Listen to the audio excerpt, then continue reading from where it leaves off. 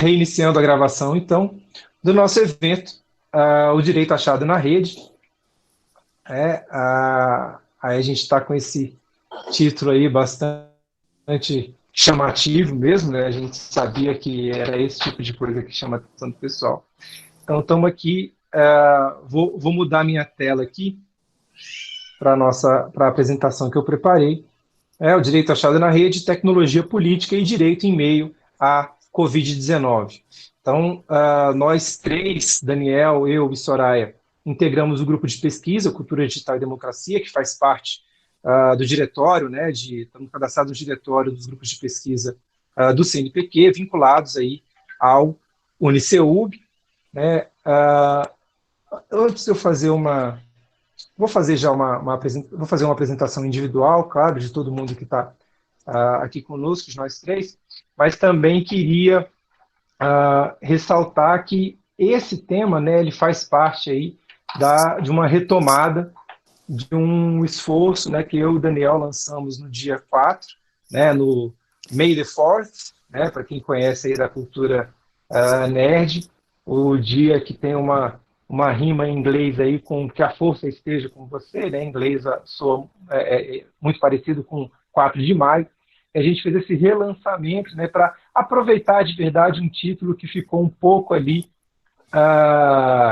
subutilizado na minha dissertação, mas que está agora revalorizado.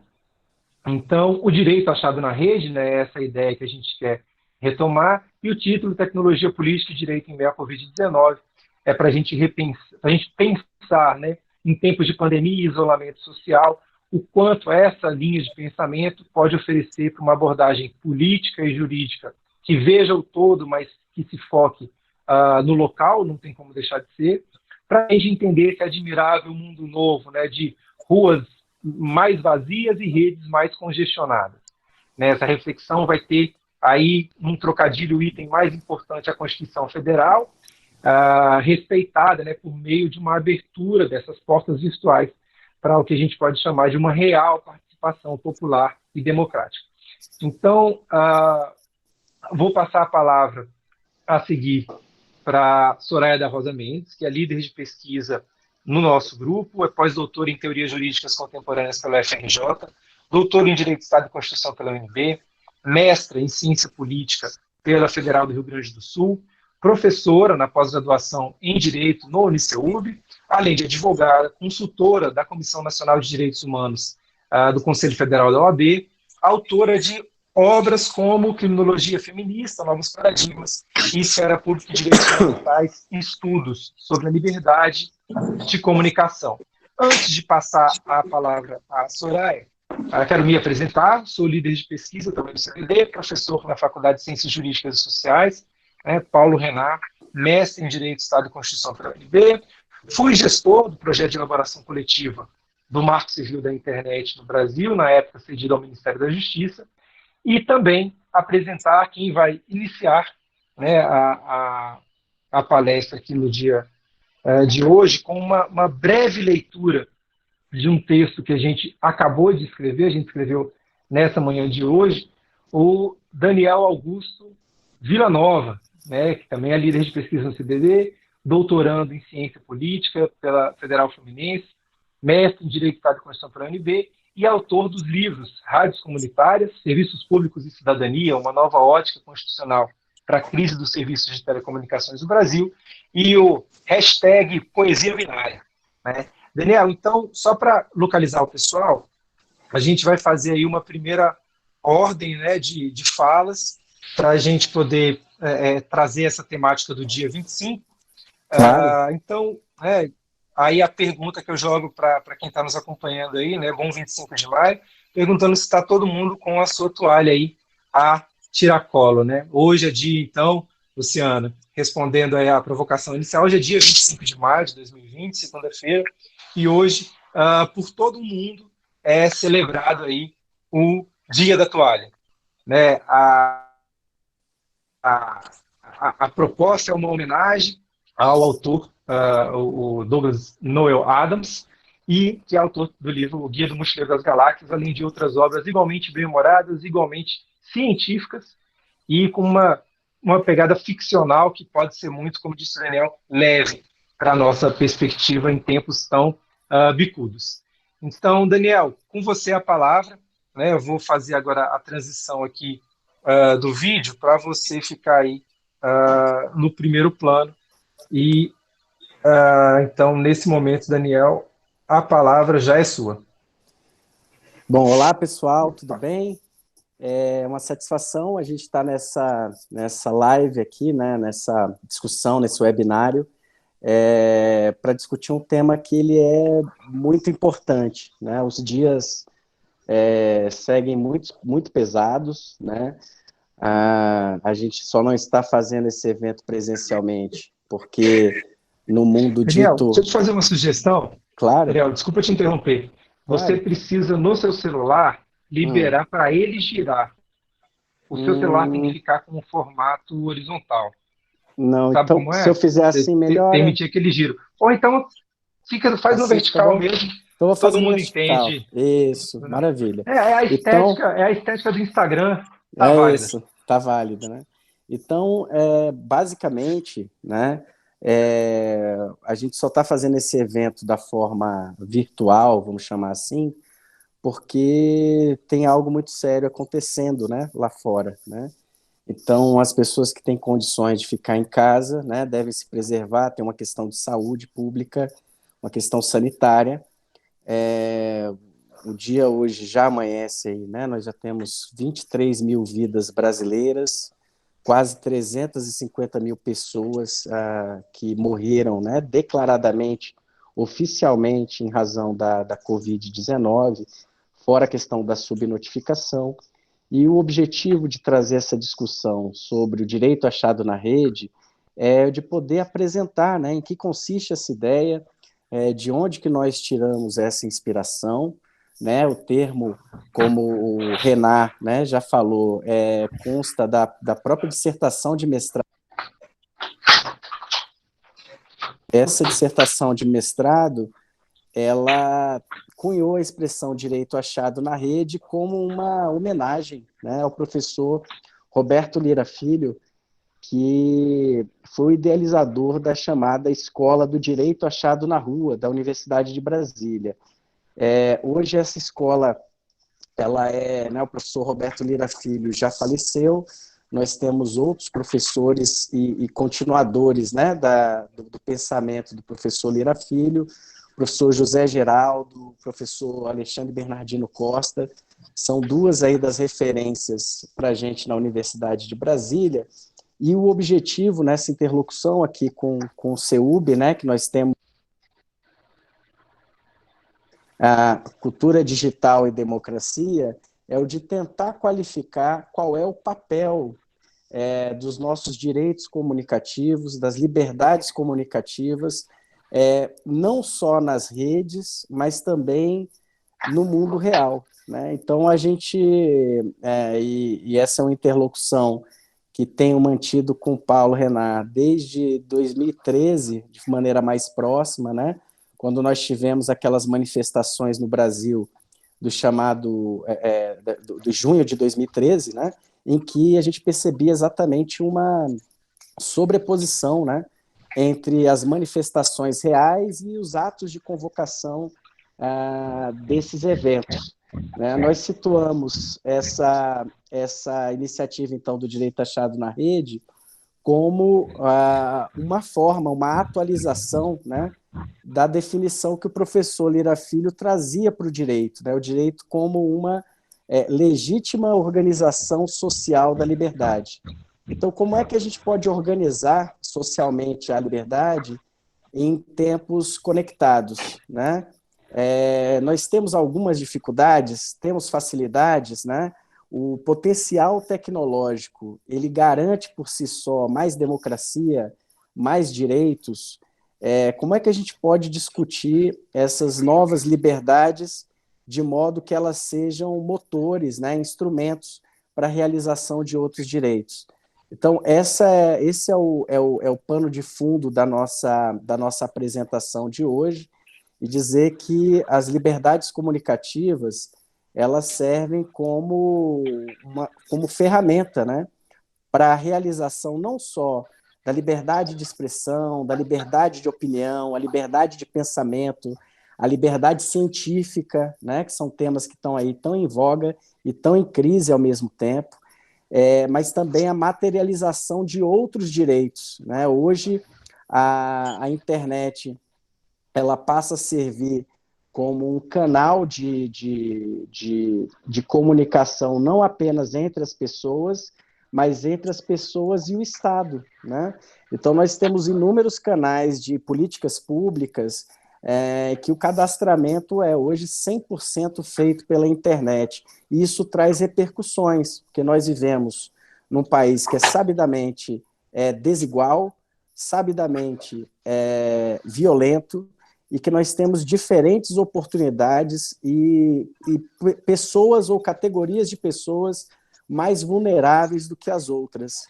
Então, o acesso a essas redes, né? A gente falar em direito achado na rede é pressupor, primeiramente, que o acesso a essa rede ele é desigual, né? Então, a sua condição, a sua classe social, às vezes a sua raça, às vezes a sua condição de gênero, quer dizer, todos esses elementos que dizem respeito às características sociais e a forma como essas características sociais são representadas na nossa sociedade interferem não só na sua visibilidade nessa rede, como na sua possibilidade de interferência nela ou de ser influenciado por ela. Então, a gente pode ilustrar isso depois com alguns exemplos, né, já que o objetivo dessa fala é mais geral, mas nós temos a internet, então, oferecendo aí essa rede, né, de direitos, um admirável mundo novo, né? E para fazer aqui uma menção à obra do Huxley, né, que é o Brave New World. Então, esse mundo bravo, esse mundo corajoso, né, ele pede da gente também um pouco de coragem, porque mudam as interações, existe uma demanda por exposição, essa demanda por exposição ela não é obrigatória, mas ela passa a ser cada vez mais um instrumento de inclusão e também de exclusão. Então, nós temos inúmeros exemplos, né? A gente pode depois trabalhar isso nas perguntas, ou até mesmo a partir do diálogo com a Soraya e com o Paulo Renard, mas o fato é que a digitalização, né? A virtualização das relações de comunicação trouxe novas possibilidades, não apenas de comunicação entre as pessoas, mas também de materialização de direitos, ou também de ser afetado, né, por situações danosas, né? E aí, tanto do ponto de vista de fake news, de cyberbullying, né, e todos esses fenômenos, racismo pelas redes. Então, é um conjunto muito novo, né, e ao mesmo tempo que afeta o dia a dia das pessoas, né? O Brasil tem como uma vocação aí, uma ampla adesão às redes sociais, né? Todas as grandes redes sociais, com exceção das que são mais utilizadas pelos chineses, né? Aí por uma questão até linguística e também populacional, né? Mas as demais redes, em que não há o domínio, né? O uso preponderante por chineses, o Brasil é um fenômeno, né? O povo brasileiro, ele adora se comunicar, ele tem essa vocação, né, de falar para o mundo, de estar em contato com o mundo, e por isso mesmo isso passa a ser um elemento, inclusive, de identidade e de construção de uma caminhada cívica, né? Então, discutir direitos comunicativos no Brasil não é apenas um exercício teórico, né? É uma questão bastante concreta e que diz respeito à forma pela qual nós vivemos nós vivemos a nossa cidadania e a democracia no Brasil. O objetivo que nós traçamos no texto inicialmente foi de estabelecer uma conexão desse direito achado na rede com o texto da Constituição, né, que parece tão ameaçado em dias como os atuais, né, em que cada dia nós convivemos aí com uma situação de drama ou de crise institucional no país. Como lidar com essas situações? Quais são os desafios, né? Como manter condições para que as pessoas possam se informar e ter consciência, poderem, de maneira livre e adequada, manifestarem a sua opinião crítica, não serem manipuladas, não terem seus dados pessoais vazados. Quer dizer, são tantas e tantas questões que cada vez mais se imbricam no dia a dia de brasileiras e de brasileiros, e esse fenômeno, ele é um fenômeno que não é apenas brasileiro, né? Então, é uma situação que é hoje realidade em vários países do mundo e que, por isso mesmo, mostra a atualidade do assunto, né? Sendo que todos esses problemas que acabo de referir, eles são vivenciados em todos os sistemas jurídicos, ora com algum nível maior de proteção, ora com algum nível menor, mas não basta, nem precisamos ir longe, né? Escândalos relacionados às fake news aconteceram, por exemplo, em todas as grandes democracias do mundo nos últimos anos. Isso é muito importante, que a gente tenha uma sensibilidade com relação a isso e um senso um senso cívico, né? De resistência, de altivez, porque são questões muito relevantes que a gente passa a discutir por meio dessas redes, privacidade, políticas públicas, e isso não pode pertencer nem ao Estado, nem ao mercado.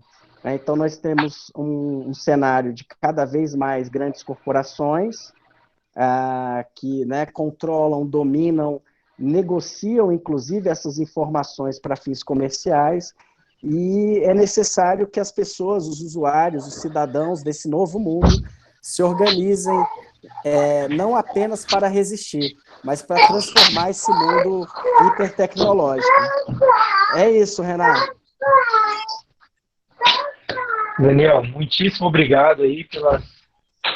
Deixa eu abrir. Vocês estão me ouvindo? Muitíssimo obrigado pelas contribuições, né? E sem mais delongas, passar a palavra, então, para a nossa querida doutora, professora Soraya. Gente, bom dia a todas, bom dia a todos. Para mim é um grande prazer estar participando desse debate a partir desse tema maior, cultura digital e democracia. Eu acho que é um dos temas mais candentes nos nossos tempos atuais, não só em função da Covid, eu até na sequência quero fazer algumas considerações a respeito disso. Eu também tenho razões para crer num marco muito específico para nós aqui no Brasil, em termos de ocupação da rua, a partir da ocupação da rede, a partir das manifestações de 2013, mas também porque nesse caso aqui eu tenho de agradecer muito especialmente ao Paulo Renan e ao Daniel por essa acolhida. Eu sou uma recém-chegada no grupo e cada vez que eu escuto o Renan falar, conheço o Renan e Daniel já de muito tempo, mas cada vez que escuto o Renan falar, cada vez que escuto Daniel falar, eu penso, nossa, como é que a gente ainda não tinha sentado para conversar sobre todos esses temas, desde uma perspectiva acadêmica, mas que é uma perspectiva acadêmica sempre militante. E aí a ideia é sempre essa, a referência que todos e todas nós temos como legatários e legatárias que somos do direito achado na rua, né?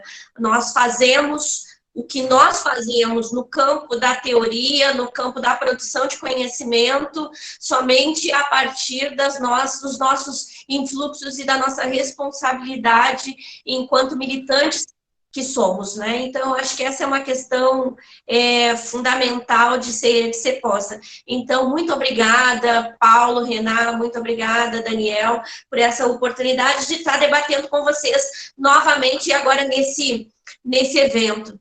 Eu queria fazer algumas considerações, e as minhas considerações vão ser dentro daquele tempo, né? Eu espero que o Renan aí me faça faço às vezes realmente de controlador, Às vezes do relógio aqui.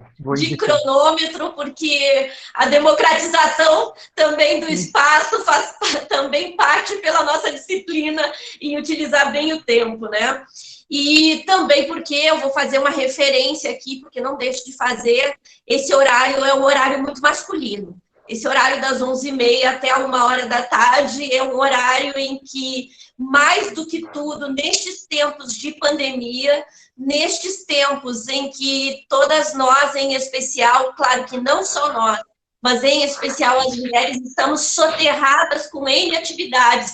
Então, ele é um horário que a gente tem que aproveitar como um horário de ouro, porque as mulheres que estão aqui acompanhando esse debate, com certeza estão acompanhando esse debate com certeza, não sem muitas dificuldades em função também dessa nossa escolha.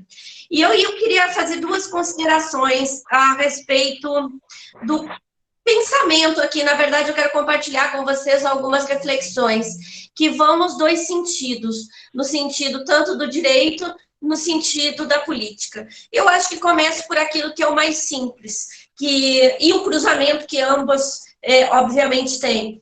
Começo pelo mais simples, porque teria aqui uma consideração a ser feita a respeito do que significa exatamente pensar a liberdade de comunicação, pensar esses acessos todos a partir do direito e conseguir compreender que o nosso texto constitucional, como bem trouxe lá o Daniel pelas suas reflexões já iniciais no texto construído por ele, pelo Paulo Renan, como algo que se deflui do texto constitucional como o direito de informar, de ser informado e de ter acesso à informação.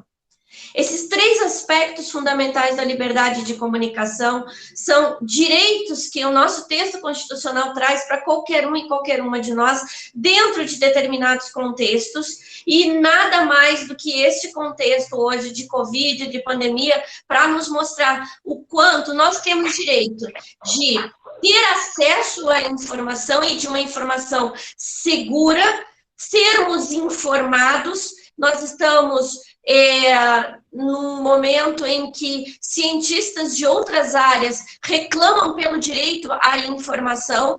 Vejam vocês que ainda nessa semana nós tivemos a divulgação e a edição de um protocolo para a utilização de um medicamento sobre o qual não se tem exatamente informações sobre a sua insegurança no uso, que é o caso da cloroquina. Então, nós vemos hoje pessoas de outras áreas da ciência, médicos, médicas, pessoas que pensam as questões éticas a serem tratadas quando se refere à utilização de medicamentos, mas nós estamos também falando de pessoas que estão na ponta, dizendo que não existe informação o suficiente das pessoas a respeito da utilização ou não de um medicamento. Então, vamos lá, a gente está falando, portanto, agora aqui já de uma limitação do direito de ser informado com segurança, de ter acesso à informação e de uma informação que seja dada com segurança.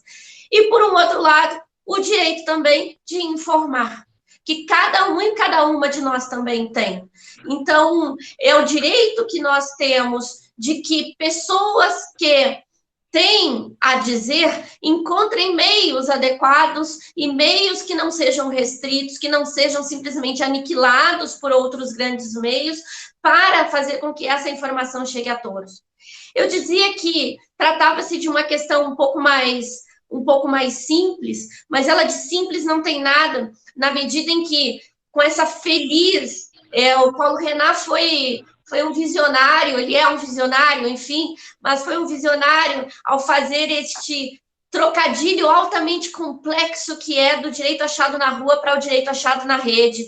E aí a gente usar aquela referência fundamental que o Daniel trouxe da legítima organização social da liberdade, como o que Lira Filho nos ensinou como elemento fundamental para compreender que aquilo que eu anunciava como algo que seria simples, não é simples, ele é complexo. Portanto, algo de falacioso no começo, para que a gente pudesse captar aqui o quanto de complexo há nessa discussão. E aí, eu queria entrar já no segundo aspecto, que é o aspecto da política, e juntar esses dois pontos, direito e política, nesse cruzamento. Eu também tenho como um marco fundamental 2013.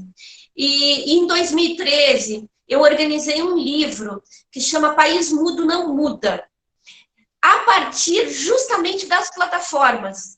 E vejam vocês que coisa, eu participei, e a gente não está aqui para discutir 2013, talvez em um outro momento nós possamos discutir de todas as manifestações, e eu entendo que 2013 trouxe muitos elementos que precisariam ser pensados, e se tivessem sido pensados, talvez nós não estivéssemos no lugar e no tempo em que nós estamos agora.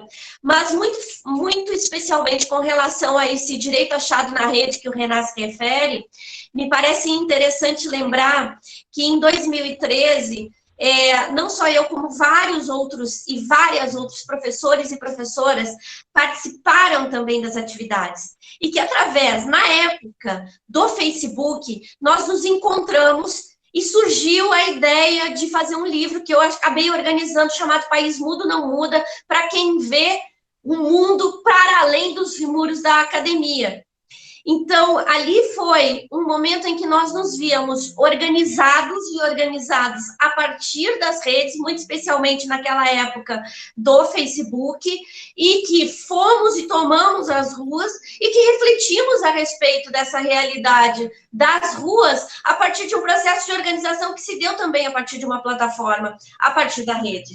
Então, isso nos faz e me fez pensar muito, e a reflexão que eu estou trazendo até hoje é de que maneira, de 2013 para cá, então, nesses 7 anos passados, e agora, muito especialmente a partir dessa obrigatoriedade de confinamento, as esferas públicas construídas a partir dessas redes têm realmente a capacidade de não se substituir a rua. Eu não quero substituir a rua jamais, mas de serem impulsionadoras cada vez mais de rua, mas também de rede, porque o espaço da rede também é um espaço de organização política, social, e sendo um espaço de organização política e social, e aqui vem o cruzamento da política com o direito, é também um lugar legítimo de organização da liberdade.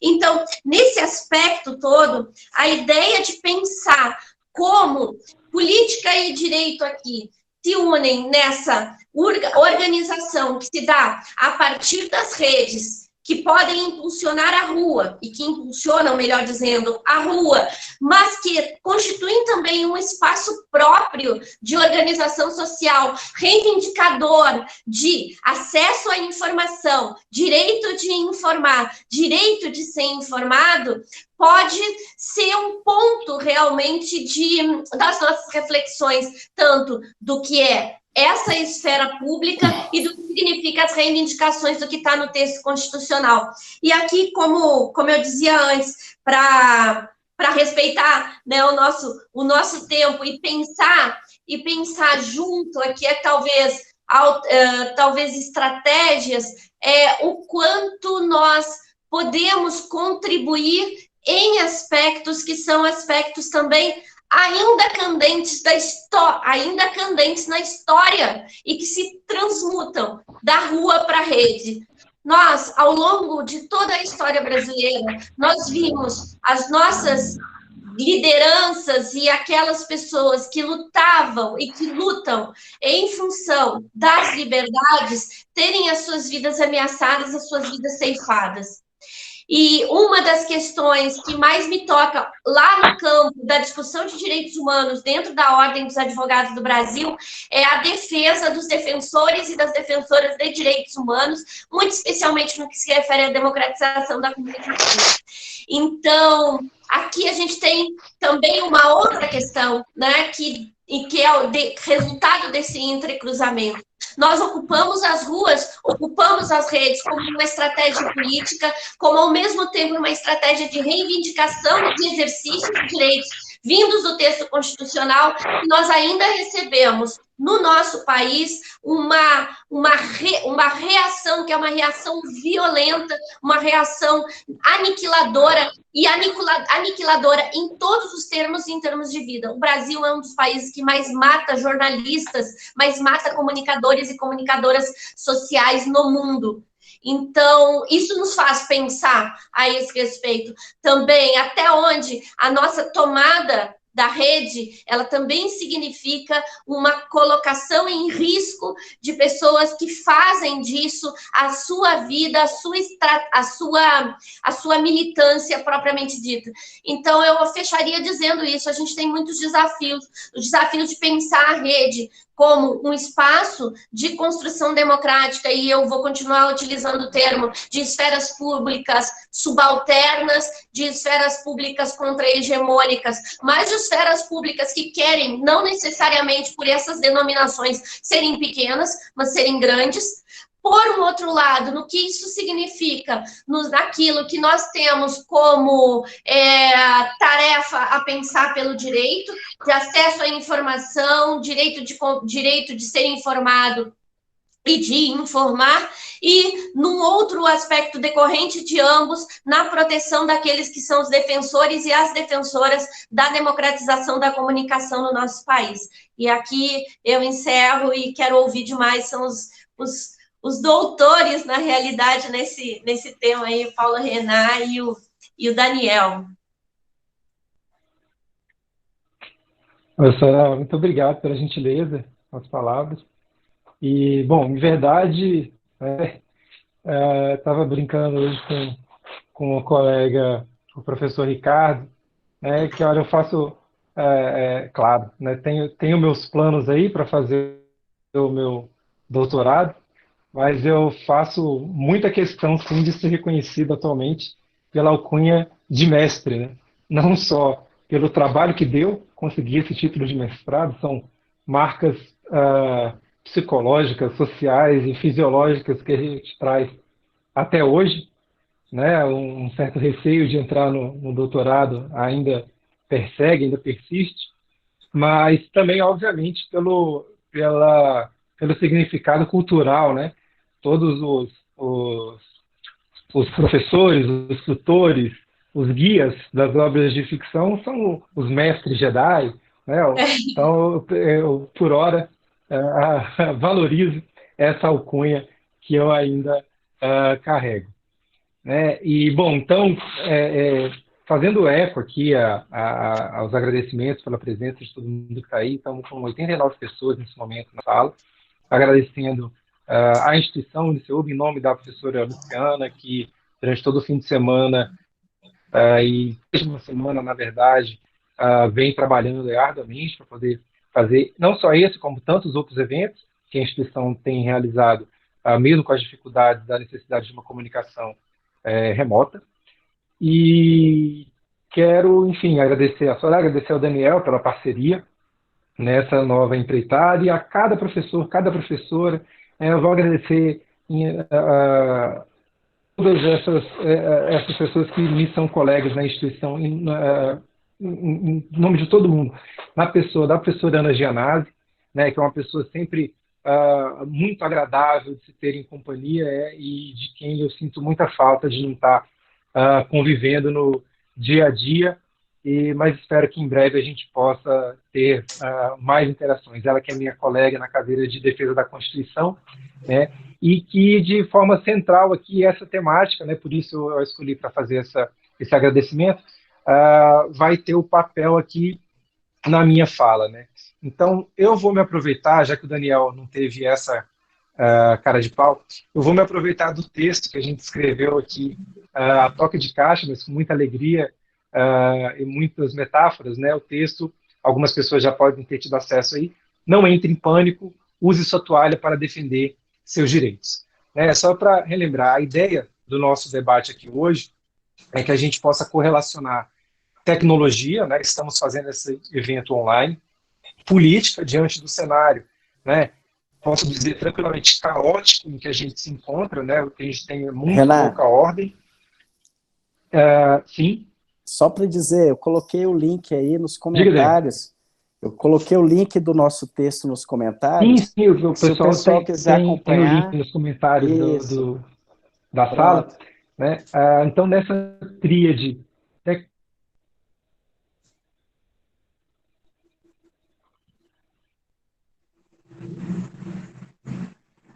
Sim, fique à vontade. Então, a gente tem essa tríade, tecnologia, política e direito, né, que é o nosso ofício, apesar de eu, Daniel, Soraya, e também o professor René Marque, que faz parte do nosso grupo de pesquisa, é a nossa perna mais transdisciplinar, né, no lado da história. Mas a gente tem também o professor Guilherme Sena, que está na sala aí também, e o professor Jonathan Haase, que faz parte do nosso grupo Cultura Digital e Democracia. Né? A ideia de trazer o direito achado na rede para esse debate de hoje, né, a gente está trazendo ele aqui com muita criatividade, na ideia, né, uma liberdade de ser criativo, na ideia de a gente fazer a homenagem do dia para o Douglas Adams, né, ele que tem as iniciais aí DNA, e que foi profético, né, ao pensar duas coisas que é em torno do que eu quero trazer a minha fala aqui hoje, que é para a gente manter a calma e para a gente nunca esquecer a nossa toalha. Né?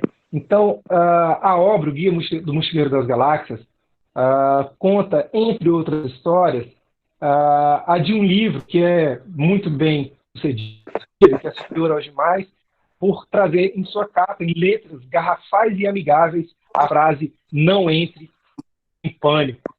Né? Eu creio que eu emprestei meu exemplar agora de manhã para o meu filho, ele não me devolveu. Mas assim que eu falei para ele, então é esse livro aqui mesmo. Eu falei, é esse livro mesmo. E assim, parece sustentável, né, que a gente possa ser leve e não se desesperar, né, com o peso das coisas nesse momento.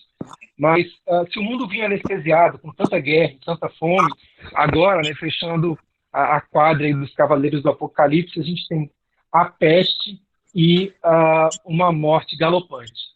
Né? A segunda-feira amanheceu à beira de 23 mil mortes aqui no Brasil e com 350 mil mortes em todo o mundo.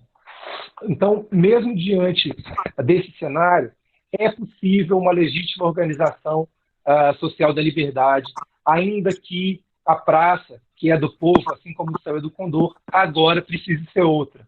Então, a mensagem é: não entre em pânico. Para qualquer problema complexo e difícil, existe uma solução simples e errada.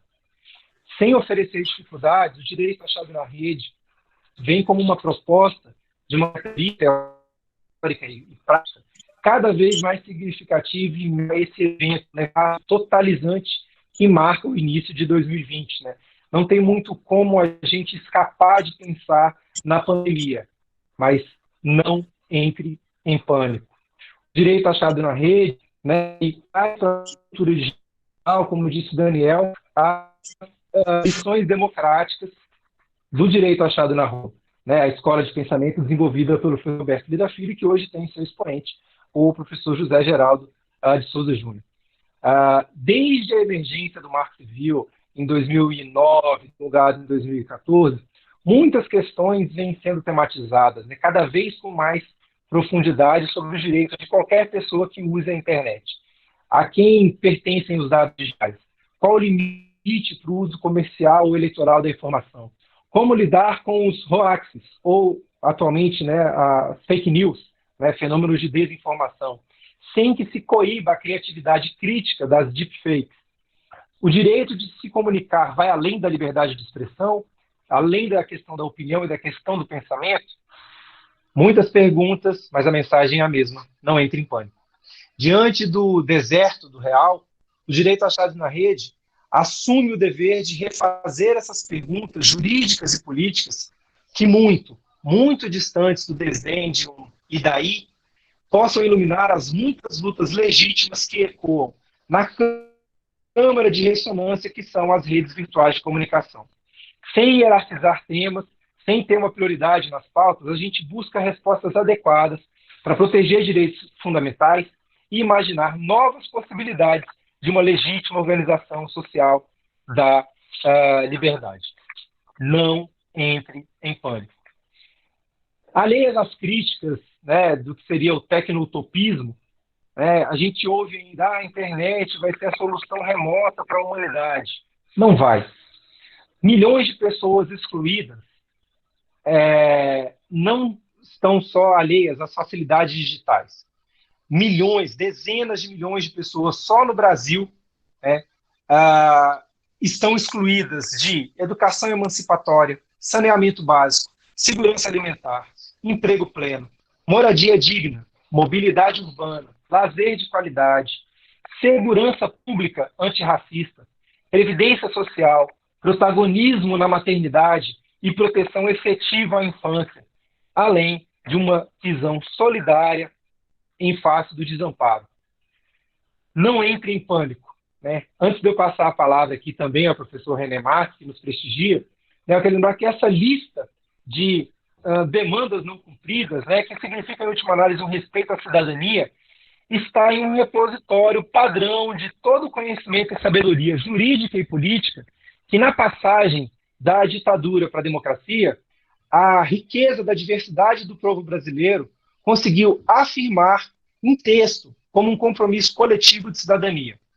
Uma mensagem do nosso Brasil do passado para o nosso Brasil do futuro, que tem que ser vivida no presente, tal como Leia Organa, quando coloca a mensagem no R2, em busca de Obi-Wan Kenobi no planeta desértico, lá em Tatooine.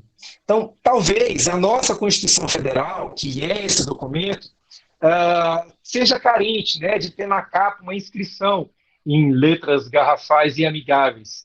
Aqui está o amor que sonegaram na bandeira, né, quando copiaram o lema positivista e só falaram em ordem e progresso. Mas a nossa Constituição, feita com muito amor, não é só um pedaço de papel, nem tem o formato de uma lixeira com rodinha que caiu do céu. Então aqui eu quero passar para a segunda mensagem do Douglas Adams.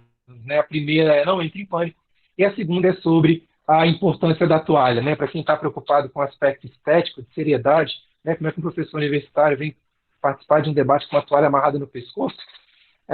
Bom, só alguém insensível e cruel poderia apontar no texto de 87 e 88 omissões, textos apócrifos, ou pelo menos terrivelmente impressos. Nós, do direito da rede, como parte de uma linha aqui do Cultura Digital e Democracia, queremos priorizar a metáfora de ser a Constituição Federal não só muito útil para viajar pelo desconhecido, mas fabulosamente necessária para nos conferir segurança diante de qualquer questão. A Constituição segue forte em sua existência, validade e eficácia, com aplicabilidade mesmo em tempos de crise. A Constituição Federal é a toalha para qualquer cidadão e cidadã que busque se aventurar com protagonismo pelo universo e que precisar de um guia para saber como exigir igualdade, liberdade e respeito. Logo, tenha a Constituição Federal sempre consigo. Por exemplo, na questão do horário apontado pela Soraya, a gente está aqui premido por uma exigência prática, né, que é capturar os alunos pós-aula do segundo horário da manhã no Uniceub, que acabam às 11h20. Mas, de qualquer forma, estamos todo mundo agora aqui com a pressão fisiológica do almoço. Né? A gente precisa almoçar. E, enfim, em alguns lares mais privilegiados, é possível, né, que a figura masculina consiga se dedicar e participar um pouco do almoço, mas isso é absolutamente raro. Né? Então, Soraya, aqui em casa, a gente, para se precaver, a gente fez ontem, né, uma torta de frango bem goiana, assim, que se mantém suculenta na geladeira e que assim que acabar o evento ela vai para o forno rapidinho e a gente vai almoçar sem maior peso aqui na preparação do almoço, né?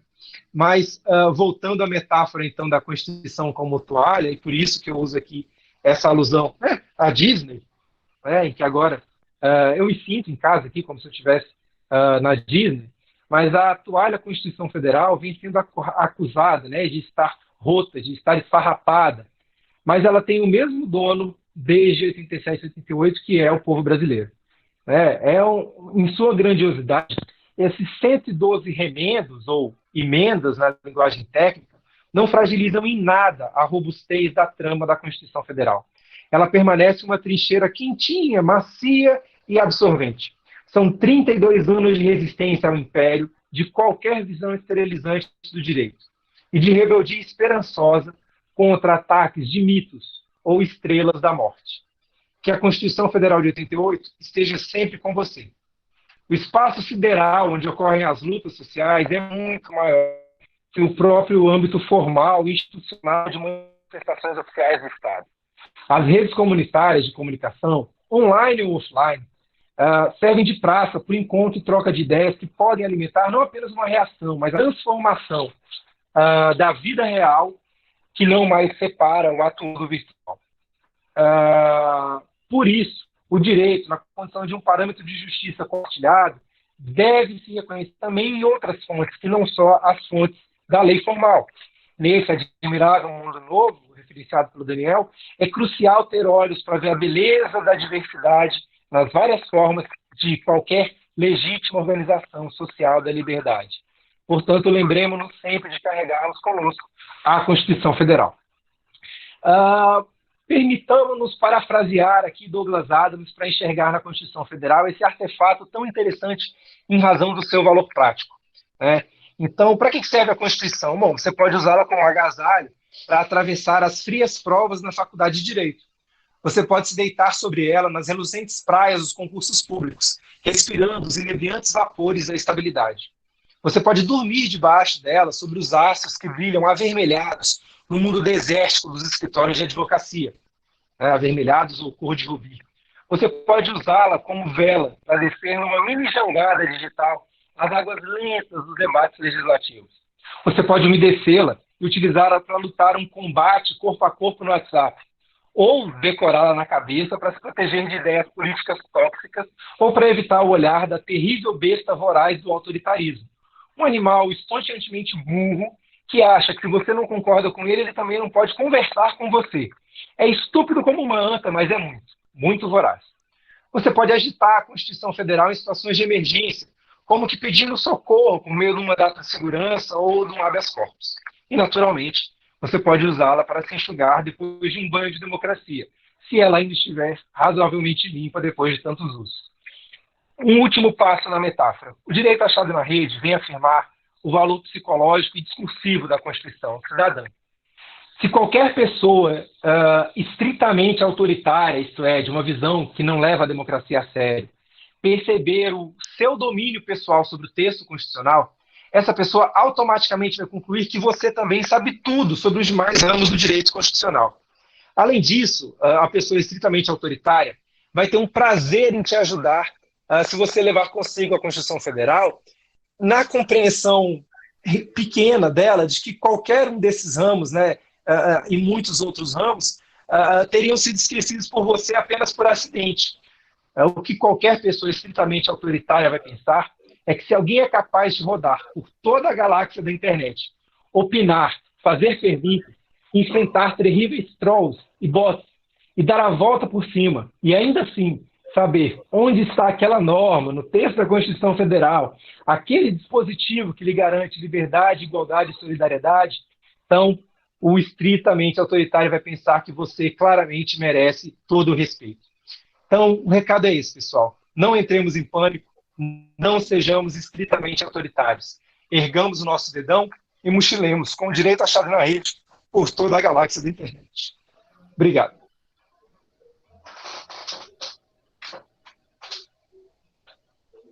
Boa, Renato.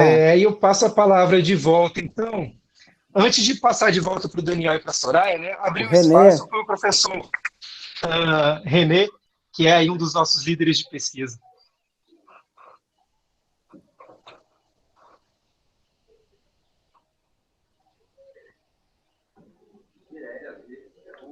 Consegue abrir seu microfone aí, né?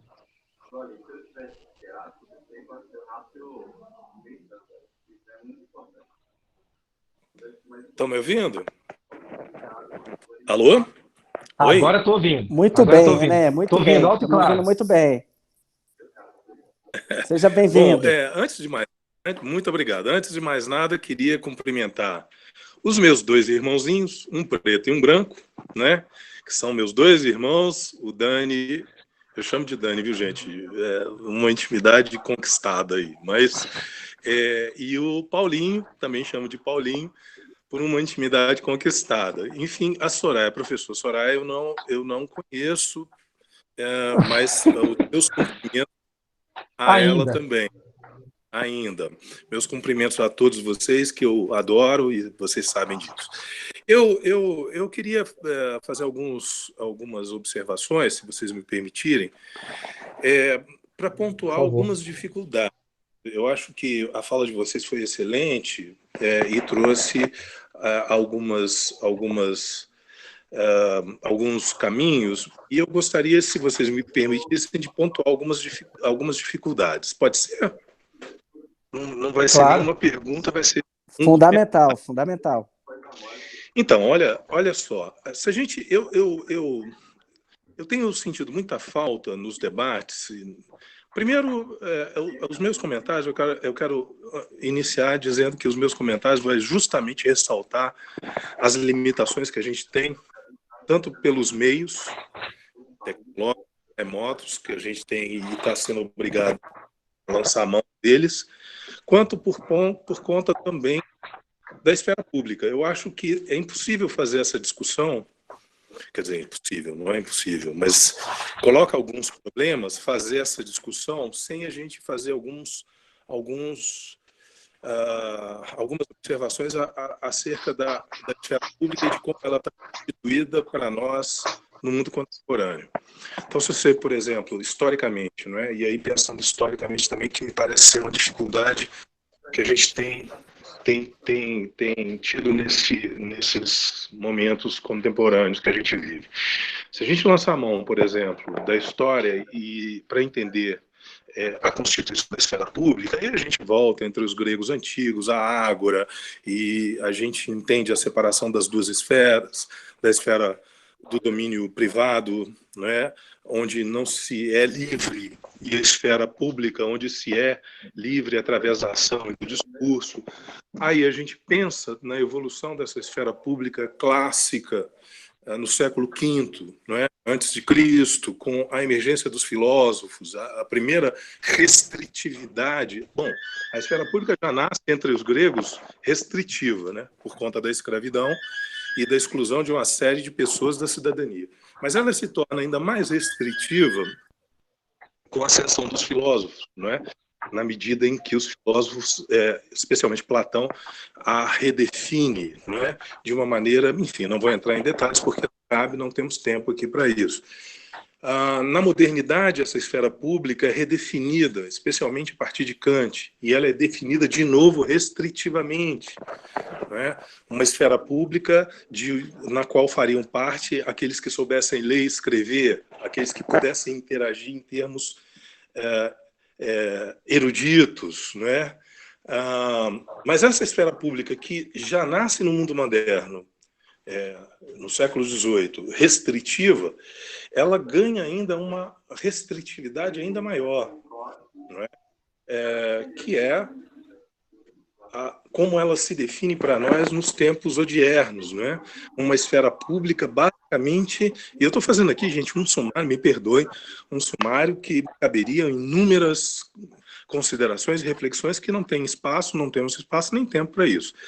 Mas a esfera pública hoje se define basicamente através da internet, né? E com uma restritividade ainda maior. Não só ela agora é própria àqueles que têm a máquina, têm a internet, sabem ler e escrever, não é? E articular suas ideias, portanto, nessa forma da escrita, né? Como também ela e vocês certamente percebem isso, não é? ela esvazia por completo uma dimensão dessa esfera pública que é a interação social, né? Então, assim, eu tenho visto, por exemplo, Muito bom. nessa crise política que a gente vive hoje, e está todo mundo enfarado das notinhas. Notinhas de desapreço, notinhas de repúdio, notinhas de indignação, notinhas pedindo a queda do presidente, mas notinhas. E elas simplesmente não levam a lugar nenhum, né? Então a gente está cheio de notinhas. Eu vou lamentar, pontuar algumas questões em relação à Constituição tão enaltecida pelo Paulinho, mas eu quero pontuar dizendo o constitucionalismo moderno está em crise desde os anos 20, dos anos 30 do século passado. Né? Uma crise profunda com o fascismo, com o nazismo, uma crise profunda com a queda da Constituição de Weimar, né? Que inclusive deu ensejo ao fascismo e ao nazismo. Né? O pós-guerra, e aí você tem uma reflexão interessantíssima do Foucault, de uma ascensão de um neoliberalismo que, enfim, se a esfera pública sempre foi caracterizada desde Kant, vou falar modernamente, desde Kant como o interesse, basicamente, espaço de defesa dos interesses privados. Então aí você tem um texto seminal do Benjamin Constant, que é a liberdade dos antigos com a liberdade dos modernos. Uhum. E esse texto é muito importante, não é, porque ele faz uma reflexão sobre a Constituição americana, né, e especialmente sobre Hamilton, né, e a ideia de um espaço de defesa dos interesses individuais, dos interesses privados, né, e isso é muito importante porque no pós-guerra, né, então o espaço público definido dessa forma caminhou com relativa tranquilidade, porque relativa, se a gente for pensar, relativa pela Revolução de 1848, pela Comuna de Paris de 1871, tudo isso é um prenúncio de uma crise fundamental que acontece com a Constituição de Weimar, com a ascensão do fascismo, do nazismo. E no pós-guerra, a ascensão de uma coisa muito, muito importante, pontuada pelo Foucault, que é o neoliberalismo. E a ideia que nasce, inclusive, nos anos 40, que é a ideia de um espaço público constituído economicamente. Não é? Um espaço público, isso já existia em embrião na Constitutio Libertatis dos americanos, mas no pós-guerra se torna claro, não é? A Constitutio Libertatis como a Constitutio, o espaço do empreendedorismo econômico. E o direito, aquela tensão entre economia e direito que o Foucault retrata muito bem, que vai um tipo de governamentabilidade definida pelo direito, que vai até o fim do século XVIII. No século XIX, o que você tem é os direitos emoldurando uma ação que é basicamente econômica. E para garantir essa ação basicamente econômica. Isso fica muito claro no pós-guerra e com a ascensão do neoliberalismo.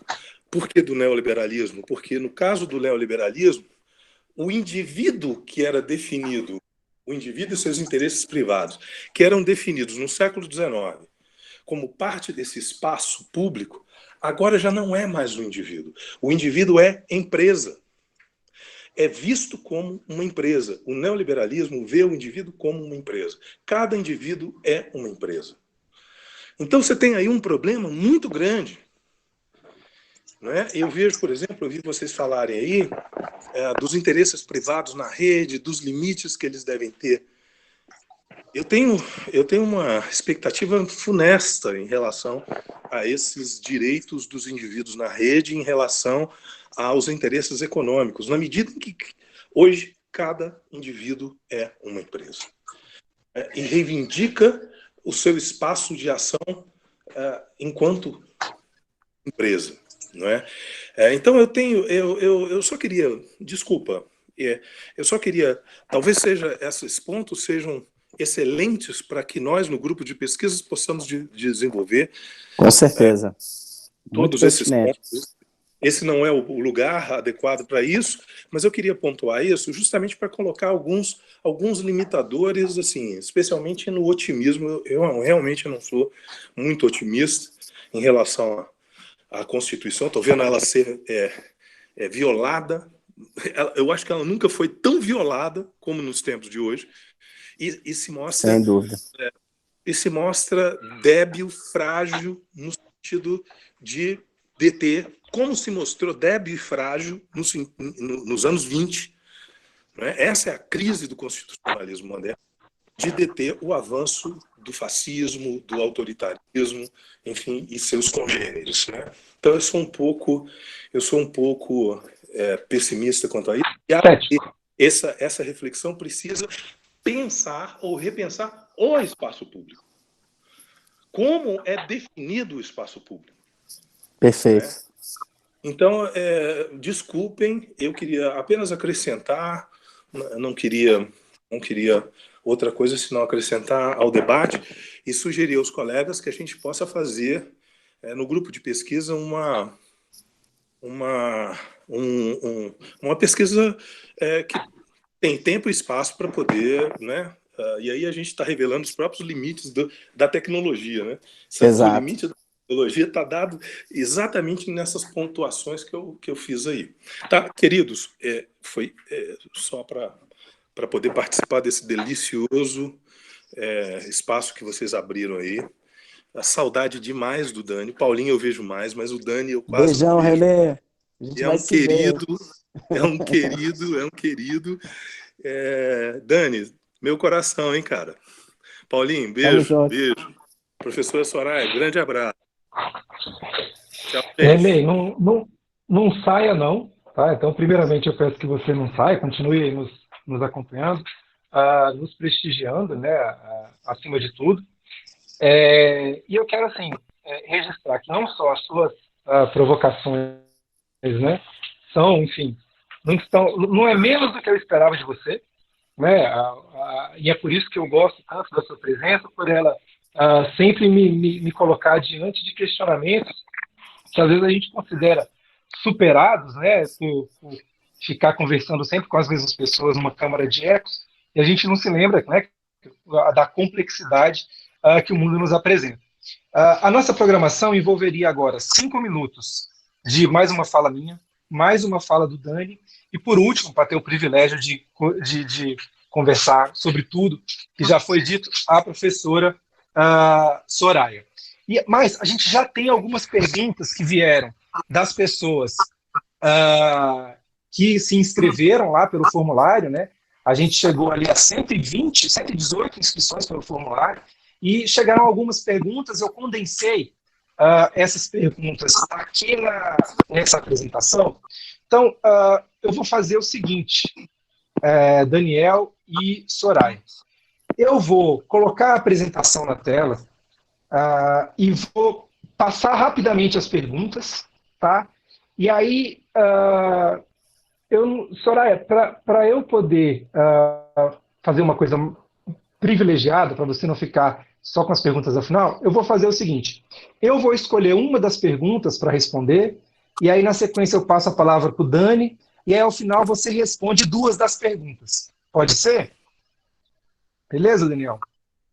Por mim tá ótimo, se a Soraya não se opuser, tô de acordo total com a dinâmica. Ela tá há tanto tempo sem ter a palavra, não quero que ela se sinta de forma nenhuma preterida.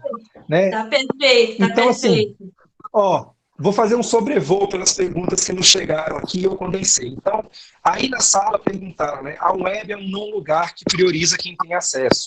O acesso à internet precisa ser um direito fundamental? Outra pergunta, aí ficou um pouco fora da formatação, mas dá para ler. Qual a relação entre o direito achado na rede e o direito achado na rua? Né? A relativização dos princípios constitucionais.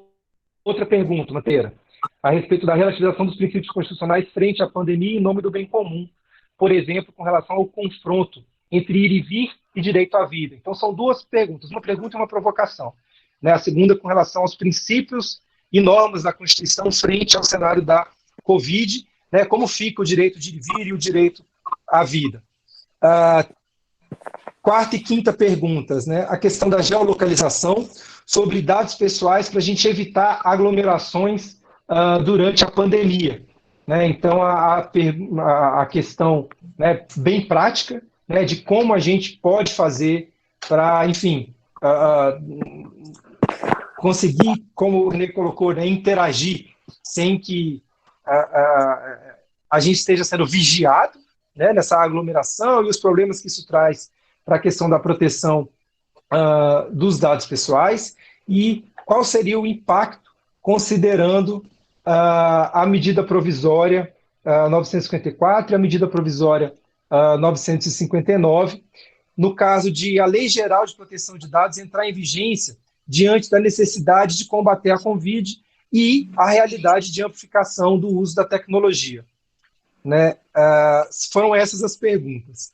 Então, deixa eu dar uma atualizada aqui, que a formatação já deveria estar mais bonitinha aqui, mas diante dessa, faltou uma pergunta, gente. Eu me confundi aqui, eu passei reto por essa pergunta aqui. Acho que tem a pergunta do Lincoln.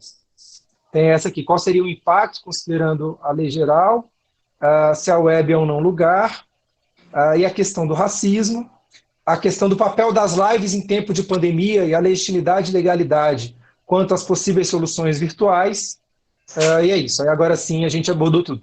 Eu vou tomar a liberdade de apontar a questão do racismo combinada com a questão das lives, na verdade, o papel das lives em tempo de pandemia, e a questão da legitimidade e a legalidade de possíveis soluções virtuais. Então, eu vou tentar aqui rapidamente tratar desses dois tópicos pelo seguinte, né? Primeiramente, com relação ao racismo, acho que a Soraya foi muito feliz em fazer um questionamento, né, confrontador mesmo da definição do horário, na perspectiva de uma questão feminista, né, que tem que ser legítimo, gente, é absolutamente legítimo a gente entender que outros grupos sociais têm outros problemas que a gente não vê, né, reconhecendo os nossos pontos cegos, né, para usar a minha matriz da teoria dos sistemas de Luhmann, que na observação, né, a gente não vê, que a gente não está enxergando o que está fora do nosso campo de visão. A gente não vê que não vê o que não vê. Não tem como saber, a não ser que outra pessoa nos diga. E é isso que define uma postura democrática. É diante de uma provocação, você ter a sensibilidade de reconhecer os seus limites.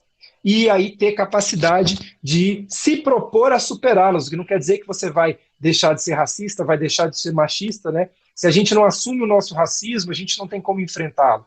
Se a gente não assume que a gente é estruturalmente machista, a gente não tem como enfrentar, né? Se a gente não assume que a gente é classista, não tem como a gente tentar problematizar o papel de uma aula remota, o papel das lives, né, e toda e qualquer possível solução virtual, solução remota, em tempos de democracia, sob a égide da Constituição Federal de 88.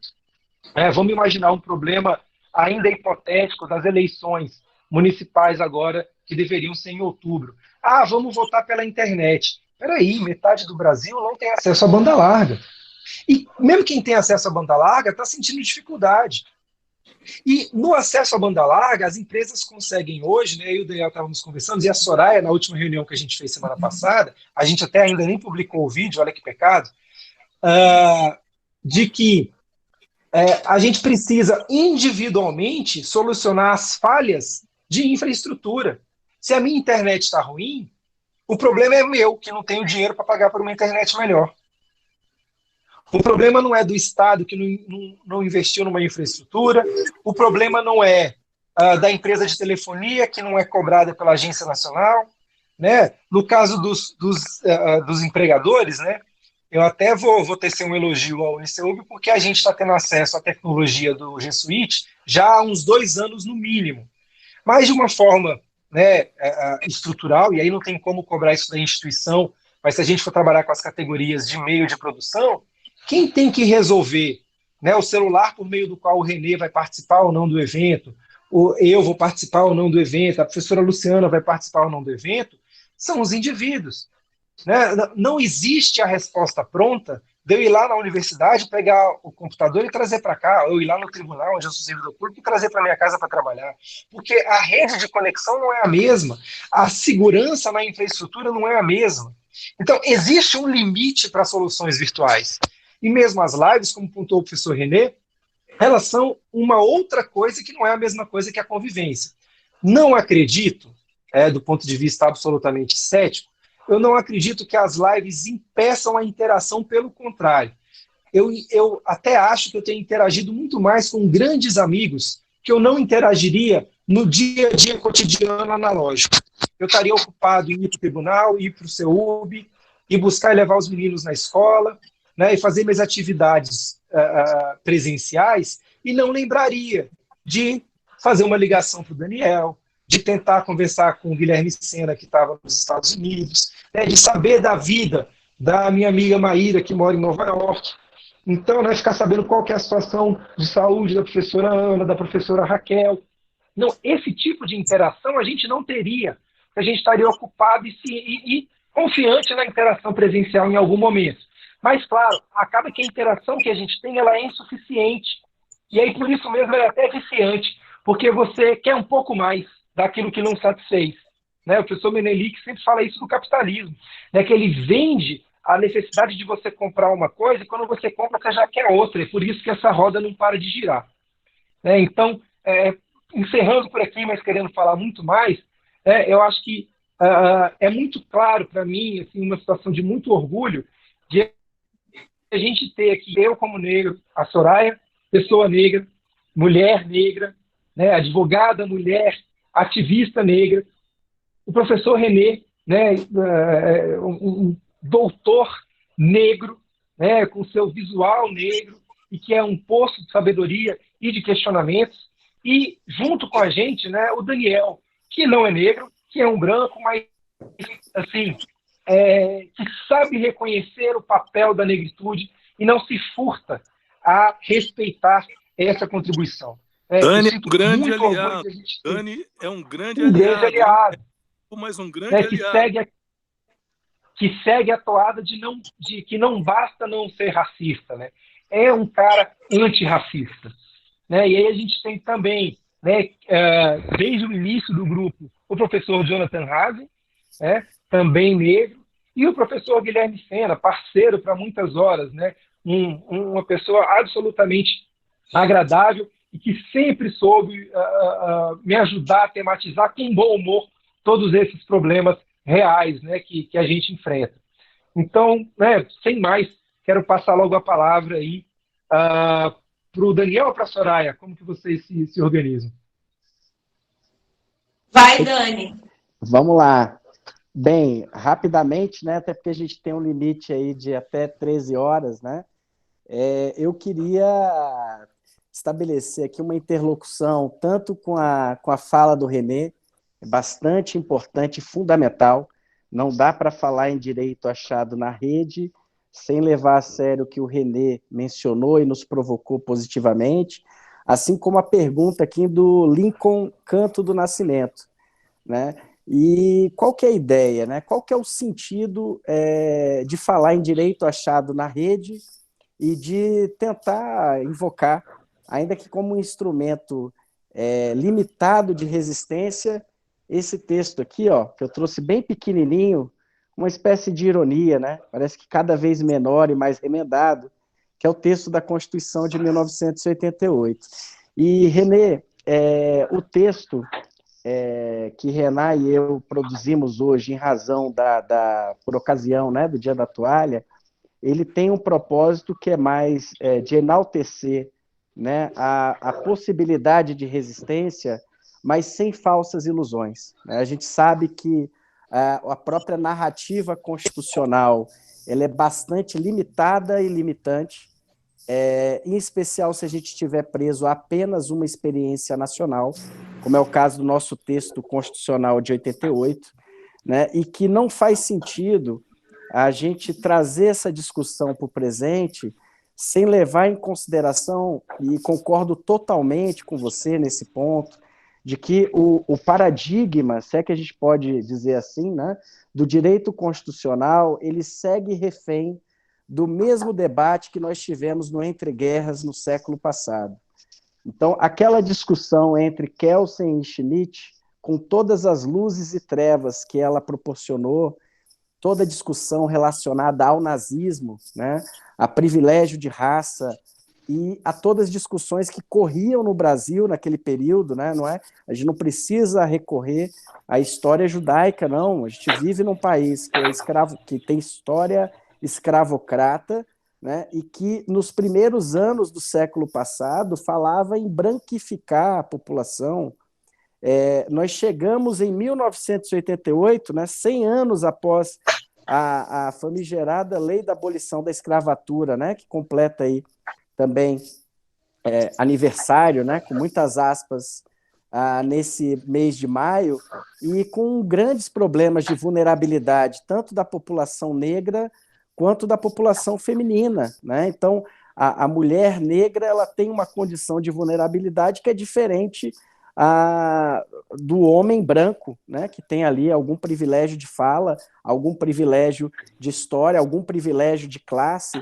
Então, a gente não pode, Renê, e respondendo ao Lincoln também, a gente não pode assumir, né, o texto constitucional como se fosse uma espécie de Bíblia, como se estivesse num pedestal sacro e que não fosse sujeito à crítica.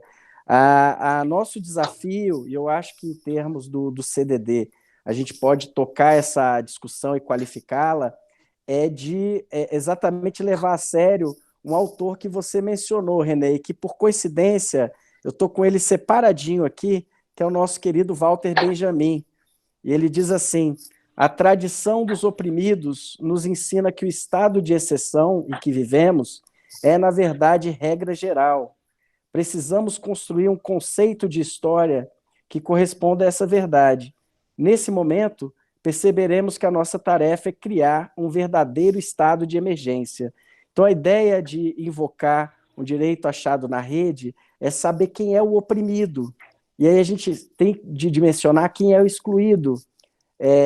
Quem participa da rede? Quem está de fora dessa rede? Quem é que está vagando nas ruas? Quem é que tem possibilidade de produzir, de dizer e de ser ouvido nas redes?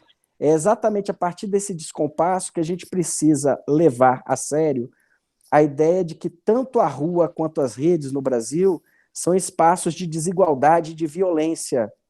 O Brasil é um país extremamente violento, em especial a depender da sua raça, do seu gênero, da sua classe social. Então, como fazer para que nós tenhamos uma legítima organização da liberdade, organização social da liberdade? Um dos caminhos é que a gente possa criar nichos, né? E pessoas possam conversar sobre como elas podem ser mais livres. O texto da Constituição de 88 está longe de ser ideal, mas ele serve como uma trincheira, ainda que combalida, nesses tempos tão difíceis. E é com essa fala final que eu me reporto à pergunta do Lincoln, unicamente para dizer, Lincoln, que a gente não precisa necessariamente ter previsão de banda larga ou de internet na Constituição. A rigor, o que a gente precisa levar a sério é a ideia de cidadania e de dignidade. O que é viver num espaço plural, o que é respeitar as diferentes condições de cidadania que nós temos no Brasil. Nós precisamos transformar essa obra inacabada em algo que seja melhor, a ponto de, se possível, até chutar a escada. Mas, para chegar lá, a gente precisa saber, primeiramente, quem é que está de fora dessa história e como que a gente pode transformar a sociedade. Eu vou encerrar por aqui para passar para a Soraya, para não me estender, e agradecer aí a acolhida do grupo, né, que é a minha estreia formal no CDD. O CEUB é uma casa que já pude dar aula em algumas oportunidades na graduação e na pós, e é um grande prazer estar de volta. Um abraço a todos e a todas. Daniel, Soraya, a palavra é sua. Então, vamos lá. Primeiro, assim, começar agradecendo de novo, porque realmente, assim, na semana passada nós fizemos uma discussão, uma conversa, enfim, fantástica, Renan, Daniel, e eu fiquei, assim, ó, entusiasmadíssima com a ideia do grupo. Eu também, assim como o Daniel, também já fui professora da graduação no UniCeub, hoje sou professora associada do mestrado e do doutorado, mas o retorno para o CEUB no outro grupo de pesquisa, meu espaço natural é o espaço das ciências criminais, acabou sendo extremamente satisfatório, porque acabou me possibilitando também encontrar com temáticas que, ao longo do tempo, eu acabei deixando lá na ciência política, né, que foi justamente essa questão da democratização da comunicação, da liberdade de comunicação, e a gente conversava, Daniel, aí, vou usar o termo, e eu acho que é um termo muito caro mesmo, o Renan, o termo mestre, Daniel é mestre, né, na discussão a respeito de radiodifusão comunitária, e nós discutíamos radiodifusão comunitária lá nos idos, enfim, de 2007, 2008, 2006, 2007, 2008, e hoje nós fomos interpeladas ainda com as dificuldades de acesso à comunicação, não mais pelos pequenos transmissores, que a lei limitava, né, a um espaço muito restrito de abrangência, mas hoje, inclusive, a partir da utilização das próprias redes, na medida em que a gente tem uma profusão de novas questões, aliás, ou de questões não tão republicanas que acabam sendo colocadas também por essas redes. E aí eu queria concluir aqui, dizer para vocês o seguinte, que justamente por trazer essa conversa, né, esse bate-papo maravilhoso que a gente teve na semana passada, para dizer que eu tenho sérias dúvidas também do quanto os novos espaços construídos, eles sejam espaços que nos matem a sede, para utilizar aqui de uma forma também, a me apropriar um pouco também das referências trazidas pelo Frei Beto, o quanto nos mata a sede de falar de si e de se auto-organizar. Eu acredito muito no potencial desses novos espaços.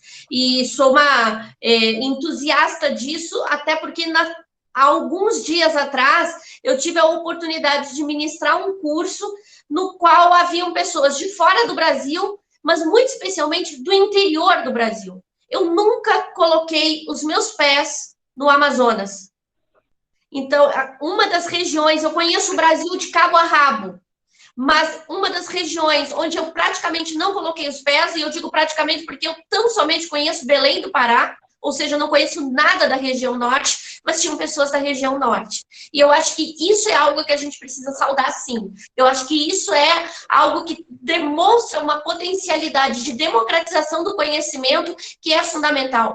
Por outro lado, eu também faço eco àqueles que são os impedimentos postos para a utilização dessas mesmas redes em razão do próprio estágio do sistema, do próprio estágio do capitalismo em que nós nos encontramos. Nós realmente fomos transformados e transformadas em empreendedores de nós mesmos. Então, eu também tenho voltando a utilizar esse termo, muita sede de discussão e a respeito do que virá deste, aspas, novo normal, entre enormes aspas, que virá após pandemia, e também realmente sou muito cética em relação a uma melhora em termos de condições de vida, mas, pelo contrário, eu acredito, infelizmente, no acirramento das desigualdades sociais.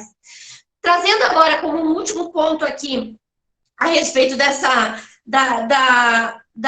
questões que dizem mais com o direito a informar, ser informado e ter acesso à informação como algo que já é reivindicado há tanto tempo e que continua na pauta como o exercício da liberdade de comunicação, 2 pontos fundamentais. Um primeiro deles, que diz respeito ao estágio em que nós nos colocamos, não mais com a ascensão, porque eu acho que nós já não podemos falar de ascensão fascista, nós precisamos falar a respeito de uma lógica de funcionamento fascista, e que diz com a pandemia e os 23 mil mortos que hoje nós temos aqui catalogados no nosso país e mais de 300 mil pessoas infectadas.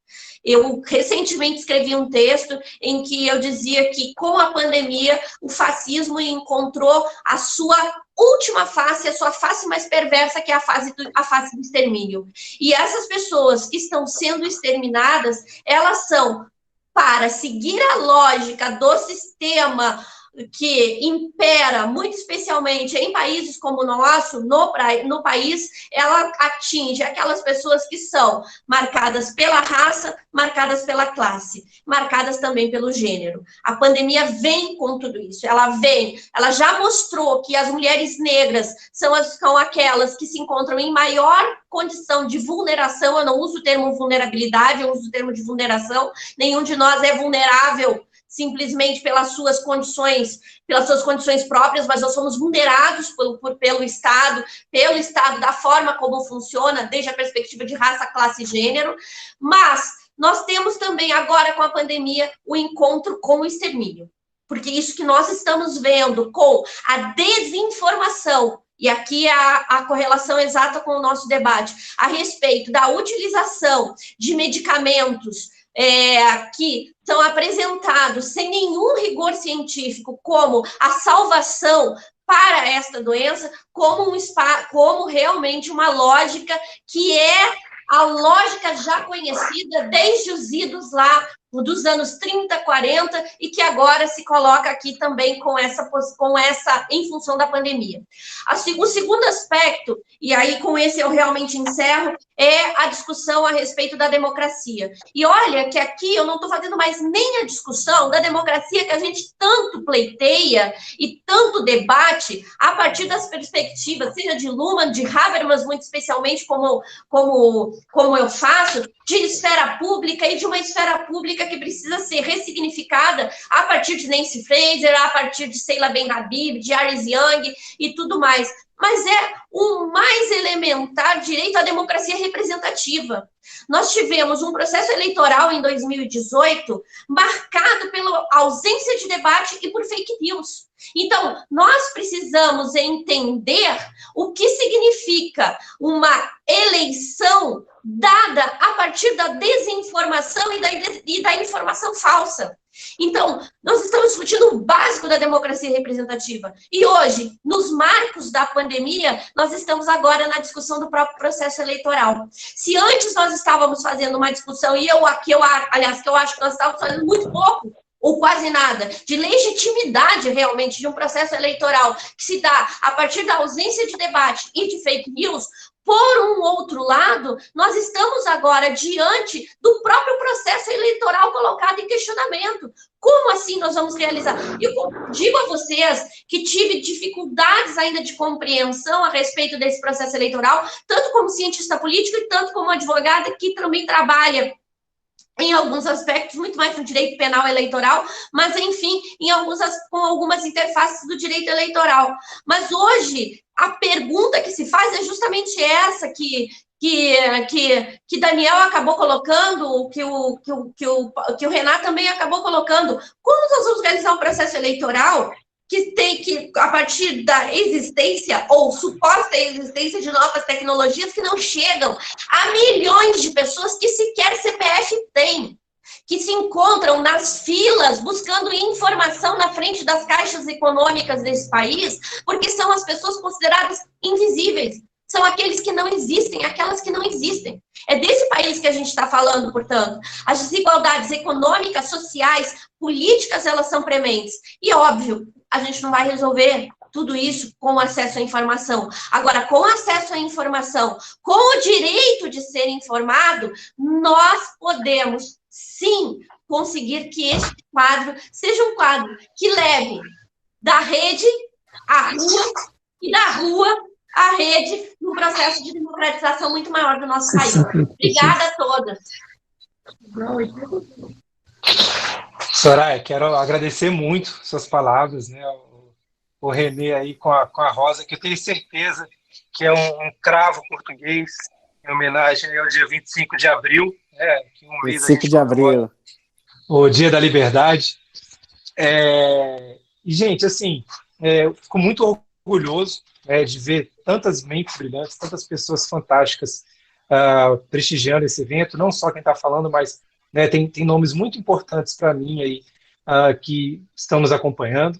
Quero só registrar que muitas das questões desse desencontro, dessa promessa de casamento entre a internet e a democracia, foram abordadas na dissertação de mestrado do Guilherme Sena, um colega nosso aí, tanto de fundação do Cultura Digital e Democracia, e também da ONG Instituto Beta Direito e Democracia, Internet e Democracia, colega também na academia, colega na atividade letiva, no Uniceub, e que, enfim, tem também alguns trabalhos a trazer. O professor Jonathan Haase, que não está aqui participando, mas também tem um trabalho muito substancioso nessa área, que tem atuado, eu diria, como uma extensão por meio de um podcast chamado Lado Black, entre vários outros produtos, que tematiza as questões de raça, a partir da visão de raça, todas essas questões da modernidade, numa mídia que é um novo expoente aí da comunicação, que são os podcasts. Então, assim, com certeza, pessoal, eu fico com um gostinho de quero mais. Eu entendo que esse momento precisa se repetir. Eu vou tentar lançar um desafio aqui para o Daniel, para a Soraya e para o Renê, que é líder de pesquisa também, para a gente fazer um outro evento já na segunda semana de junho, ali por volta do dia 8 de junho, se não me falha, se o calendário não me está equivocado na cabeça, mas, de qualquer forma, a gente vai tentar retomar essa atividade pública, não sem antes realizarmos também novas reuniões internas do grupo Cultura Digital e Democracia, e que a gente fica aqui, desde já, absolutamente abertos à colaboração de todo mundo que tiver, enfim, qualquer necessidade aí de apresentar novas perguntas. Então, pessoal, Renato, veja aqui uma página em branco para quem quiser fazer novas perguntas. A gente tem os meios de comunicação, eu vou entrar em contato com vocês, particularmente, todo mundo que fez a inscrição lá pelo formulário, eu vou fazer um feedback e a gente vai retomar. Então, uma última palavra aí do Daniel e da Soraya, para a gente fazer o encerramento. Vai lá, Daniel. É muito rápido, inclusive para fazer uma interlocução com a fala da Soraya, Eu até coloquei nos comentários do evento uma frase do nosso querido pensador brasileiro, Milton Santos, geógrafo, que diz assim: o que é transmitido à maioria da humanidade é, de fato, uma informação manipulada, que, em lugar de esclarecer, confunde. Essa é uma reflexão importante para que a gente possa retomar as nossas referências e pensar esse espaço de comunicação também como um espaço em que o Brasil tem algo a dizer e a repercutir para o mundo. Então, aqui atrás, eu não sei se dá para ver, mas tem um livro do professor Mangabeira Unger, que é o Economia do Conhecimento, e que justamente lança possibilidades de imaginação de como podemos construir a transformação da sociedade, dos meios de comunicação, nas múltiplas frentes de vulneração, como a Soraya mencionou, para que a Constituição possa ir além do que foi positivado em 88. Eu gostei, Soraya, do evento da publicação que você fez em 2013, que diz a questão da mudez e da transformação. E o Ulisses, quando foi promulgar o texto da Constituição, no discurso de promulgação, ele falou assim, terminou desse jeito o discurso dele, que é lindíssimo: muda, Brasil, muda. E o muda é no sentido de transformar e não de se calar. Então, que mais pessoas tenham voz e que a gente possa, assim, organizar de maneira legítima a sociedade e a ideia de liberdade em nossa sociedade. Agradeço, viu, Renato, pelo convite, Soraya, Renê e a toda essa audiência maravilhosa que nós tivemos. É isso. Vai lá, Soraya. Uma última palavra? Gente, só um agradecimento final. Obrigada por tudo, obrigada por essa hora e meia de debate intenso, de aprendizado intenso e de muitas inquietações, inconformidades e desassossegos. É isso que os pensadores e as pensadoras fazem e é isso que nos motiva a tentar mudar o mundo, porque é para isso que a gente está aqui, né? Para tentar mudar o mundo. A gente, no mínimo, vai deixar alguma coisa para os que vierem depois de nós. E se essa alguma coisa for a tentativa de continuar tentando mudar o mundo, acho que já está valendo. É isso, gente. Então, olha, agradecendo muito aí, inclusive a paciência de quem continua, apesar do avançado da hora. Gente, é isso. Uma boa tarde. Até a próxima. Espero que todo mundo consiga manter a calma e não perder a sua toalha de vida. Gente, uma boa tarde, uma ótima semana para todo mundo e a gente entra em contato aí pelas redes, né? Pela Hiperfix. Abração, Renan. Tchau, abraço. tchau. Tchau, Soraya. Valeu. Tchau, Daniela. Tchau, Renan. Vou encerrar a gravação, mas fico aqui mais uns 10 minutinhos disponíveis se alguém quiser ainda falar alguma coisa. Inclusive, a gente pode abrir o microfone a todo mundo que está aí na sala. Gente, um abraço. Um abraço.